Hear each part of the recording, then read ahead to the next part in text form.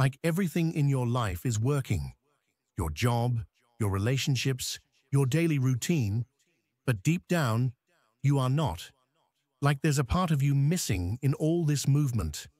A subtle emptiness that no success, no compliment, no distraction can fill. It's like running a marathon without ever knowing where the finish line is, or if there even is one. Stop for a second. Take a deep breath. Let yourself feel what you've been trying to ignore. Today, I want to share something with you that might shift your entire perspective, something that could open a door within you that has long been shut. Carl Jung, one of the greatest minds in modern psychology, once spoke of a fundamental truth that most people spend their lives avoiding. The root of all healing is found within yourself. Let that sink in for a moment. How many choices have you made today based on what others expect of you? How often have you silenced your true thoughts to maintain harmony, or swallowed your feelings to meet someone else's standards? According to Jung, every time we abandon our own needs, every time we betray our intuition or ignore our inner voice, we create an inner conflict. And that conflict doesn't stay quiet forever. Over time, it manifests through anxiety, through depression, through a dull, persistent ache that whispers, "Something isn't right." We live in a world that is meticulously engineered to distract us from ourselves. Constant notifications, endless comparisons on social media, the pressure to perform, to succeed, to be someone. Family expectations, cultural roles, professional responsibilities, all designed to keep us looking outward. But here's the revelation. Your unconscious mind is always trying to bring you back home, back to yourself, back to the center. Have you ever had a recurring dream that feels strange but oddly familiar? Ever had a gut feeling you couldn't explain? Ever felt drained in certain environments or uncomfortable around certain people, even if there's no obvious reason? Jung believed these weren't random. They are messages, signs that your deeper self is trying to get your attention. And when you ignore them, the price is high. Jung called this internal struggle the shadow. It is made up of all the parts of yourself that you've rejected, your fears, your suppressed desires, the pieces of your identity that didn't fit the mold others gave you. You buried them to fit in, to be loved, to survive, but they didn't disappear. They're still there, waiting for you. Jung once said, "He who looks outside dreams. He who looks inside awakens." These words carry more than poetic beauty. They carry a key to your transformation. As long as we seek purpose, identity, and happiness from the outside world, we will remain in a waking dream. And dreams, no matter how beautiful, cannot nourish your soul. A few weeks ago, someone wrote to me and said, "I've built a life that looks perfect on paper, but I don't recognize myself in it anymore." That sentence haunted me because it captures the silent crisis of our modern existence. We've become experts at building lives that impress others, while forgetting how to build lives that fulfill ourselves. This is the very issue Jung saw as the root of modern suffering. We wear so many masks that we forget the face beneath them. We play so many roles that we lose touch with who we really are. And that's why Jung introduced the concept of individuation. It's not just a psychological term. It's a path, a process of becoming whole, of embracing every part of who you are, the admirable and the ashamed, the strong and the scared, the light and the dark, the parts you boast about and the parts you hide. Only when you begin to reintegrate these fragments can you experience genuine healing. Let me ask you something that maybe no one else has dared to ask. When was the last time you allowed yourself to be fully you? Not the version of you that fits in, not the version that people like, not the version that is productive or popular or polished. Just you, raw, unfiltered, unmasked. Maybe it's been so long that you don't even remember what that freedom feels like. Jung understood something that most people still fail to grasp. Prioritizing yourself is not selfish. It's a matter of psychological survival. It's the difference between merely existing and truly living, between functioning and flourishing. And here lies the paradox. It is only when you prioritize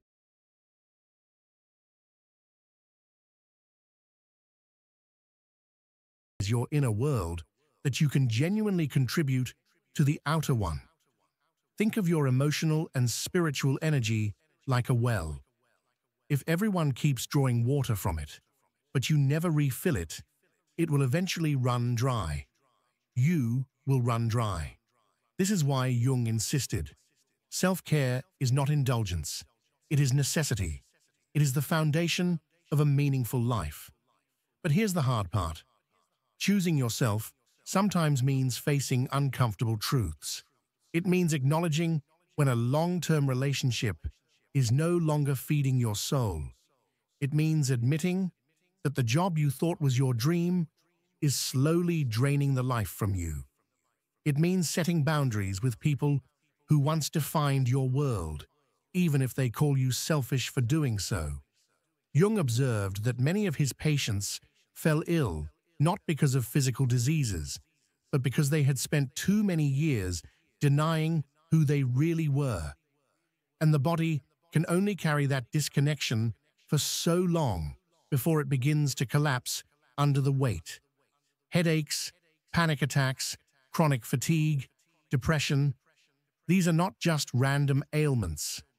Often, they are signals that something deep inside you is crying out to be heard. Your vision becomes clearer only when you look into your own heart. Again, Jung reminds us, who looks outside dreams. Who looks inside awakens. But awakening is not easy. In fact, it is one of the most uncomfortable things you will ever experience. Because to awaken, you must dismantle belief systems that were given to you before you even had the chance to question them. You must re-examine your choices and ask, were they ever really mine? Or were they shaped by what others wanted for me? Think of your biggest life decisions, the school you attended, the career you chose, the person you married or didn't marry, the place you live, the way you speak, behave, even dress. How many of these are authentic expressions of you? And how many are echoes of someone else's expectations? The good news is, it's not too late. The path of individuation doesn't require you to start over. It requires you to go inward, to retrieve the parts of yourself you've forgotten, to heal the inner wounds that have been running the show from the shadows. Because at the end of the day, the most important relationship you will ever have is the one you have with yourself. So I ask you again, when will you finally allow yourself to be you? Jung invites us to begin our journey toward authenticity with something deceptively simple yet profoundly challenging, an honest inventory of ourselves. This means facing our inner world without masks, without filters, and without fear. To look directly into the mirror of our soul and acknowledge the truths we've buried, the contradictions we've ignored, and the parts of ourselves we've tried to hide. It's the first courageous step toward living in alignment with who we truly are, not who we've been told to be. One of the most powerful concepts Carl Jung left us with is the idea of synchronicity, those meaningful coincidences that defy logic yet feel undeniably significant.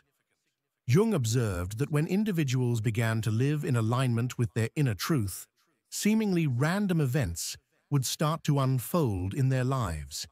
Events that had an uncanny way of guiding them exactly where they needed to be. These weren't accidents.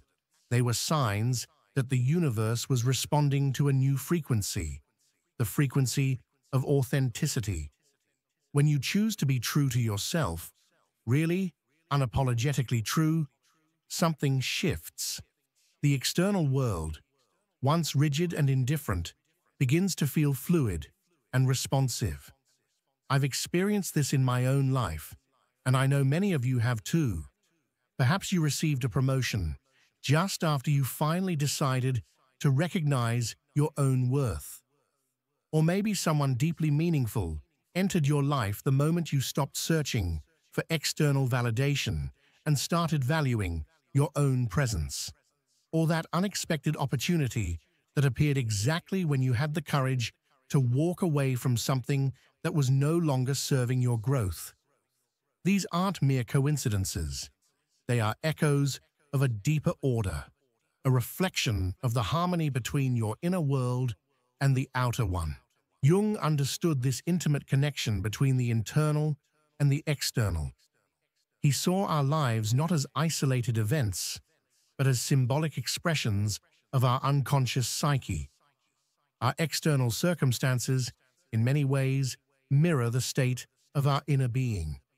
When we betray ourselves, when we silence our intuition, suppress our desires, or deny our pain, the world around us becomes confusing, chaotic, and unfulfilling.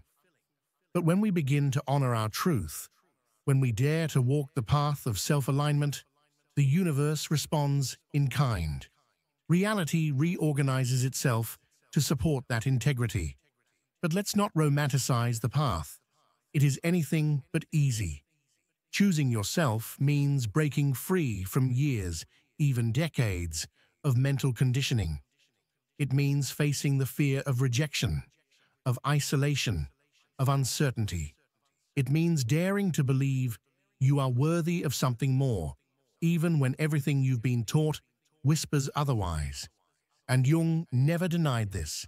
In fact, he believed fear was not only natural, but essential. Fear, he said, is the gatekeeper. It stands at the threshold of transformation, challenging us not to retreat, but to grow. What you resist persists. What you accept transforms. These words from Jung are not just a clever saying. They are a profound psychological truth. The more we fight against our shadows, those painful emotions, hidden traumas, and unresolved wounds, the more they control us. But the moment we stop fighting, when we simply acknowledge our fear as part of our journey, its power diminishes. It no longer drives us. It becomes a teacher. Allow me to share something personal. There was a time in my life when I was exactly where you might be now, living a life that looked perfect from the outside, but felt painfully hollow within.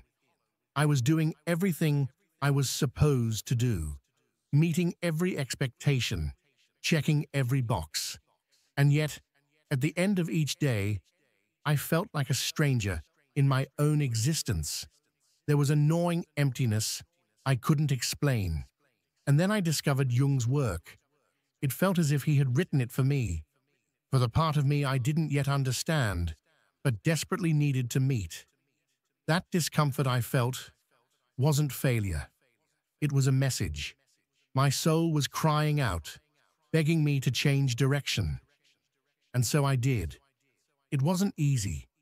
I lost things along the way, relationships, stability, certainty. But what I gained was worth infinitely more. I found myself. I uncovered a version of me that had been buried under layers of shoulds and musts. Jung described this as a death and rebirth. To become who you truly are, parts of who you thought you were must die, especially the parts you created to please others or to survive in a world that didn't see you. That is the essence of transformation. Not becoming something new, but peeling away everything that isn't you, so your authentic self can finally emerge. And now comes the most crucial question. How do we begin this journey? Jung didn't just provide philosophical insights, he left us with practical tools, timeless and revolutionary. The first, and perhaps most essential, is the practice of listening inward. This isn't something that happens in the noise and rush of modern life. It requires silence, stillness, solitude. We must disconnect from the endless distractions and reconnect with our inner world. Carve out moments each day for quiet reflection. Start small. Ask yourself each morning, what do I need today to feel at peace with myself? Don't rush the answer. At first, your inner voice may be quiet. After years of neglect, it speaks softly. But if you keep showing up, it begins to speak louder. Jung also emphasized the importance of paying attention to your dreams. He believed dreams were messages from the unconscious, symbolic communications revealing truths our waking minds aren't yet ready to face. Keep a dream journal by your bed. Write everything down the moment you wake up, without judgment or interpretation. Over time, you'll begin to notice patterns, symbols, and insights that feel deeply personal. Your dreams become a roadmap to your psyche. Another powerful practice is observing your emotional reactions.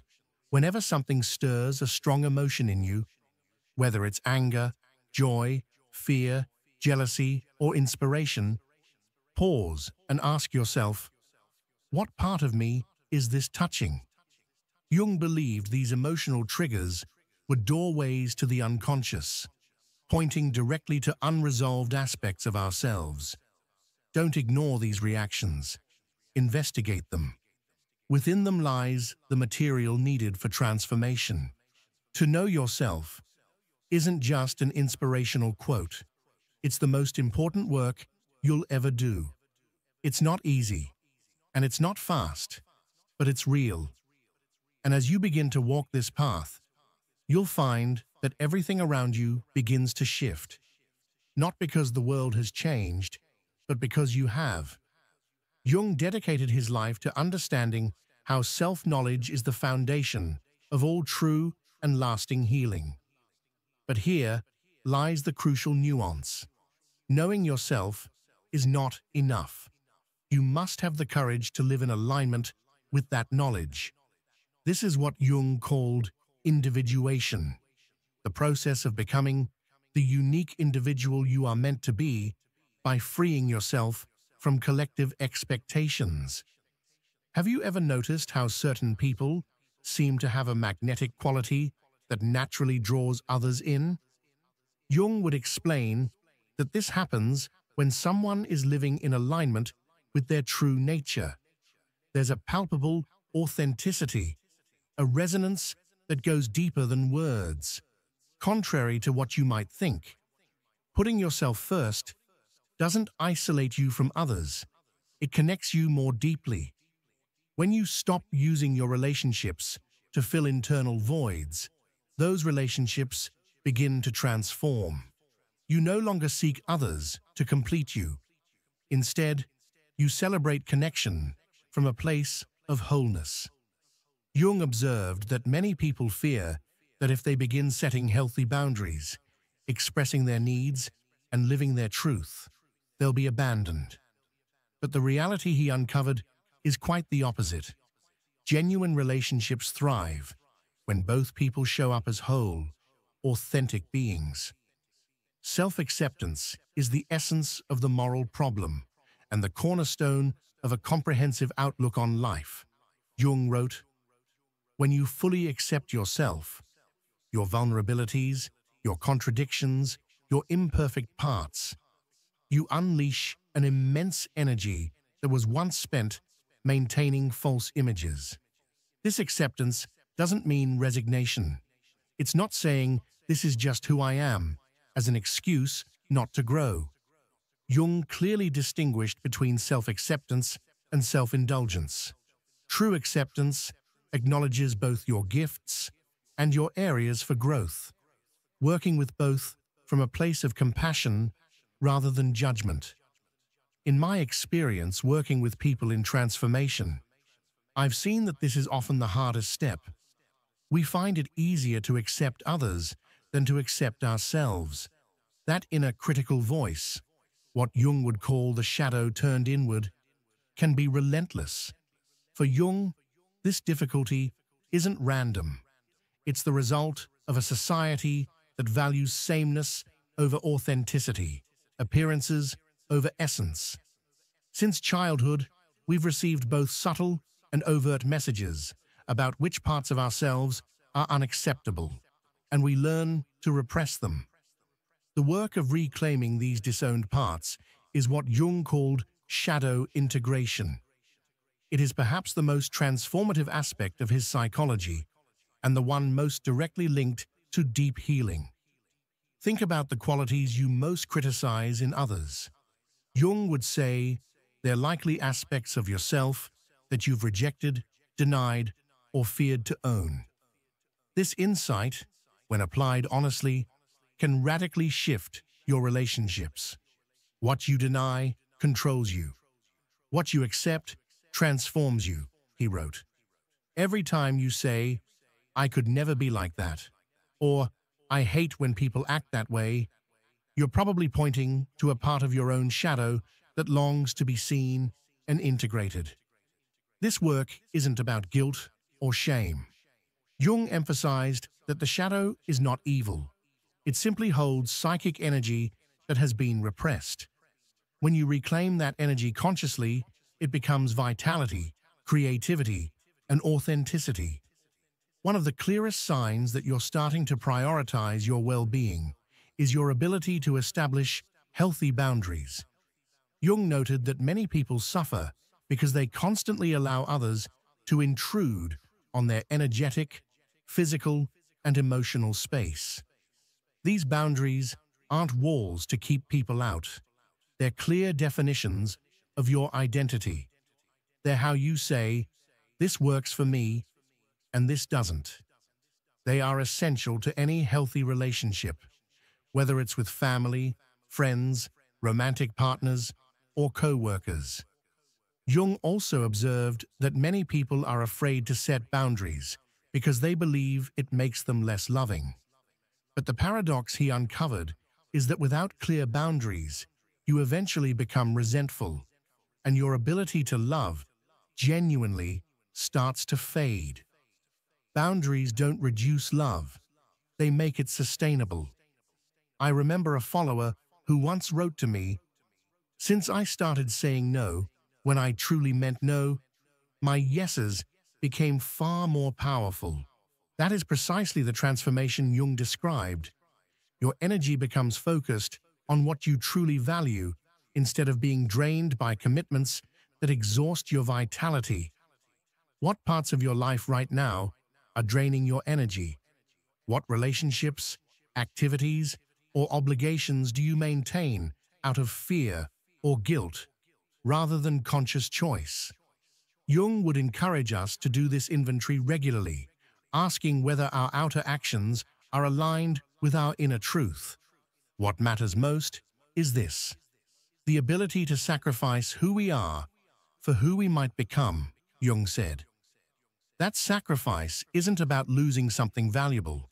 It's about releasing what no longer serves you to create space for what truly matters. Think of your life as a garden. For new growth to flourish, sometimes the old must be pruned, even those parts that were once beautiful. Pruning is not destruction. It is intentional care that allows new life to emerge. Jung also discovered something fascinating. When you begin to live from your authenticity, your intuition sharpens significantly. It's as if by honoring your inner voice, it becomes clearer and more trustworthy. You begin to know things without knowing exactly how.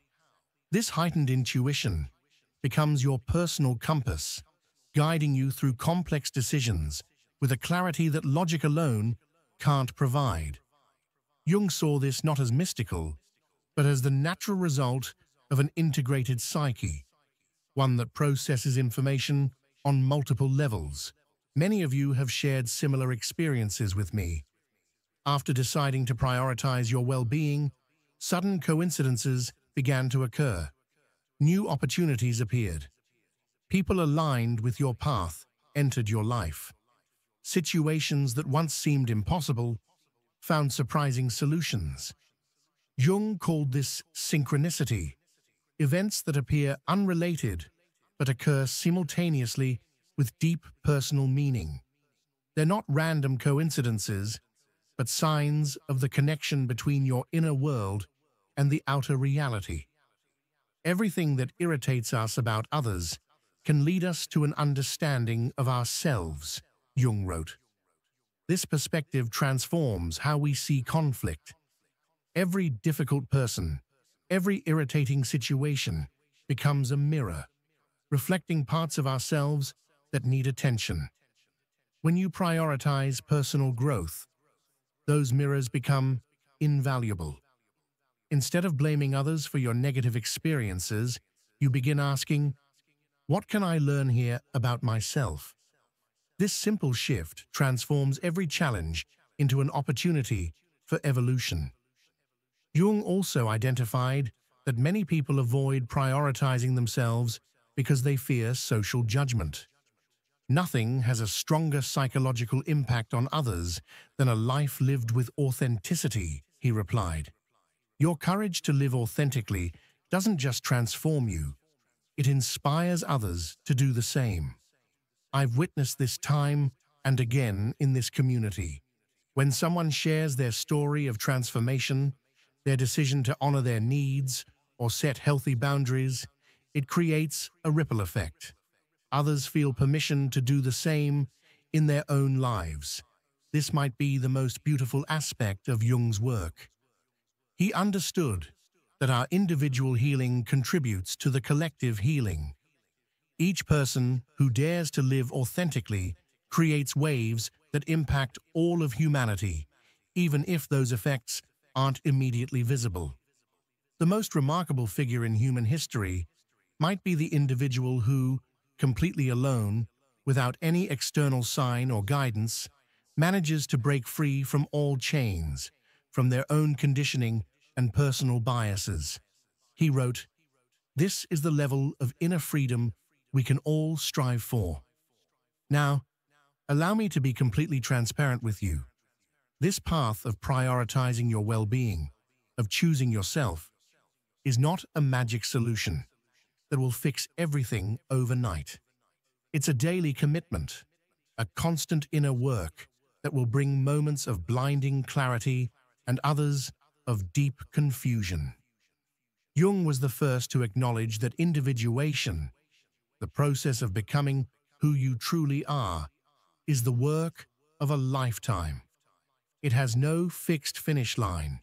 It's more like an upward spiral where we revisit the same themes at deeper and deeper levels of understanding. There will be days when you feel like you've regressed, when old patterns try to reappear. Jung saw this as a natural part of the process, not as failure. Every relapse is an opportunity to understand more deeply the forces at play in your psyche.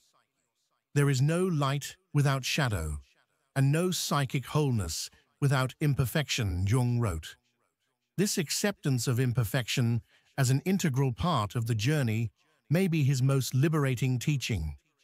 You don't need to be perfect to deserve prioritizing your well-being.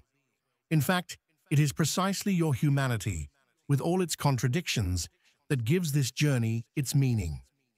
If there's one thing I want you to take from this video, it's this: the foundation of all genuine healing is you. Not external techniques, not gurus, not quick fixes. Jung revolutionized psychology by showing that we each hold within us the power to heal ourselves. We only need the courage to look within. Imagine for a moment what your life would be like if every decision you made came from a place of deep connection to yourself. Not from fear, not from external expectations, but from your most authentic truth. What would change? What would stay the same? What new possibilities would open up? Jung discovered that when people begin to live this way, they experience what he called the realization of the self, a sense of purpose, meaning, and wholeness that transcends external circumstances. It's the treasure at the end of the path, the reward for the brave work of self-discovery. If you're ready to begin or deepen this journey, I invite you to take one simple but powerful first step. For the next 7 days, take 5 minutes each morning to ask yourself, what do I need today to be in harmony with myself? Then do at least one thing, however small, that honors that need. This simple practice, done consistently, starts to reawaken your connection to your inner wisdom. It's like training a muscle that's atrophied from disuse. At first, it may be hard to even recognize your needs, but with practice, your inner voice becomes clearer and more trustworthy. Remember, you are not alone on this path. Jung emphasized the importance of community in the individuation process. Not a community that demands conformity, but one that celebrates the authenticity of each of its members. This space, this channel, is meant to be exactly that kind of community for you. Every time you share your experience, every time you dare to be vulnerable, you create space for others to do the same. Your comments, your stories, your insights, they all contribute to a deeper collective understanding of what it means to be human in these challenging times. Jung firmly believed that the evolution of human consciousness happens person by person, choice by choice. Every time you choose authenticity over conformity, truth over comfort, you are contributing to this evolution in ways you may never fully see. The individual personality is the highest human value and a miracle of nature, Jung wrote. In a world that constantly tries to homogenize us, remembering and honoring your uniqueness may be the most revolutionary act you can perform. If this message resonated with you, I invite you to share it with someone you think could benefit from hearing it. Sometimes the right words at the right moment can be the spark that ignites deep transformation. I also invite you to leave a comment about which part of this message touched your heart the most. Was there an idea that resonated deeply with you? A concept you'd like to explore more fully? Your participation not only helps me create more meaningful content, but it also builds stronger connections within this community. And if you haven't already, subscribe to the channel and activate the notification bell to receive alerts for new videos. Together, we're building a space dedicated to authentic growth, rooted in the timeless wisdom of thinkers like Jung, but applied to the unique challenges we face today. Remember, the foundation of all healing, of all genuine change, of all deep realization is you. Not an idealized or perfect version of you, but exactly who you are right now, with all your complexity, your contradictions, and your unique beauty. As Jung said, the privilege of a lifetime is to become who you truly are. It's time to claim that privilege. Thank you for being here. Truly. Your presence is not just a coincidence, it's an act of courage, of intention. You chose to be here. You chose to pause for a moment, to look inward instead of outward, to value reflection over distraction. And that choice speaks volumes about who you are and the path you're walking. In a world that constantly pushes us to chase what's on the surface, to present a carefully curated version of ourselves, to stay comfortable and avoid anything that might unsettle us, it takes real strength to resist all that noise and choose depth instead. You didn't come to this video out of nowhere. Something inside you brought you here. A quiet voice, perhaps, or a deep longing to connect with something more real, more meaningful. And that voice, that longing, deserves to be honored, because it comes from your most sacred part, the part that knows there is more to life than the masks we wear or the roles we play. By being present, by listening, by feeling, you are becoming part of a movement, an invisible but powerful current of people who are awakening. People who are no longer willing to numb themselves or pretend everything is okay when it isn't. People who would rather feel pain honestly than put on a fake smile. People who have stopped seeking external validation and are instead learning to sit with themselves in silence, in truth, in pure presence. Growing up isn't about fixing yourself because you're broken. It's about remembering who you were before the world taught you to forget. It's about stripping away the layers of shame, fear, and conditioning, and realizing that beneath it all, there is a whole, valuable, and infinitely alive being. That is the being we reconnect with, together. So thank you for daring to do the inner work, for choosing reflection over reaction, for valuing truth over convenience, for being someone who cares enough to look within, even when it's difficult, especially when it's difficult. And as we continue this journey together, video by video, idea by idea, moment by moment, I want you to know that you are not alone. Every time you stop to breathe, to feel, to reflect, you walk alongside thousands of others also doing this deep, invisible work. We may never see each other face to face, but we are connected by a shared intention to grow, to awaken, to live with more presence and truth. I hope you carry this energy with you, not just as a passing thought, but as a silent fire within you. A reminder that you are not here by chance, that your journey matters. May your presence have meaning. And so, until the next time we meet, in the next video or in the next reflection, keep going, keep looking within, keep having the courage to choose authenticity over comfort. We'll be here, walking this path with you, exploring the depths, embracing the questions, and honoring what it truly means to be human. See you soon.